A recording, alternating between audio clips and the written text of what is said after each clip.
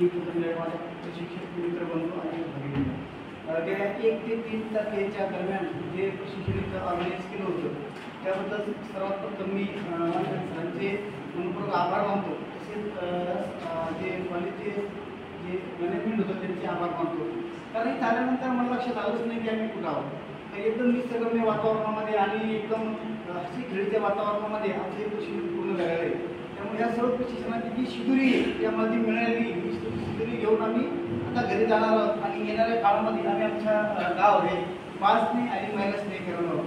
त्याबद्दल सर्वांच्या वतीने मी आपला आभार मानतो। धन्यवाद। आणि इथं उपस्थित असलेले माझ्या सर्व प्रशिक्षण मित्रांनो, खरोखर जसं आता सरांनी सांगितलं की गेली 3 दिवस झालं आम्ही इथं आहोत, पण खरंच फार असं वाटलं नाही की आपण एका ट्रेनिंगच्या ठिकाणी आलो। इथे निसर्गरम्य वातावरणामध्ये आम्ही हे ट्रेनिंग घेतलं। जसं वातावरण निसर्गरम्य होतं तसं आम्हाला प्रशिक्षण देण्यासाठी येणारे जे शिक्षक होते ते पण खूप चांगले होते की त्यांच्याकडनं जी आम्हाला शिकवणी मिळाली ती नक्कीच आम्ही आता वापस जाऊन आपापल्या जिल्ह्यामध्ये वंचित घटकांपर्यंत की ज्यांच्यापर्यंत पोहोचतो तिथे नक्कीच पोहोचू।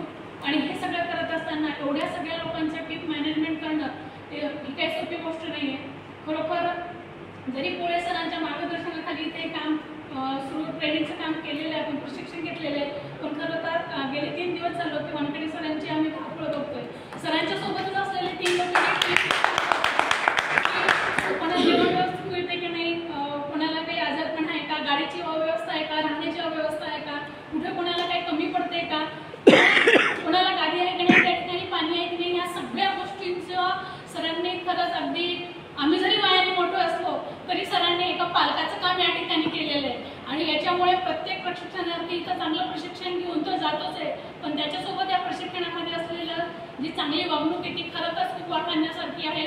काही मी परत एकदा खरंच आम्हाला तुम्ही एवढं चांगलं दालन या ठिकाणी प्रशस्ती इमारत आणि इथलं वातावरण जे आम्हाला प्रशिक्षणासाठी उपलब्ध करून दिलं आणि सरांनी आमच्यासाठी खूप चांगले गेस्ट आणले आणि प्रशिक्षणाच्या विषयांची जी माहिती आम्हाला दिली त्याबद्दल मी पुन्हा एकदा सतीश वानखेडे सरांचे या ठिकाणी आभार मानते आणि धन्यवाद।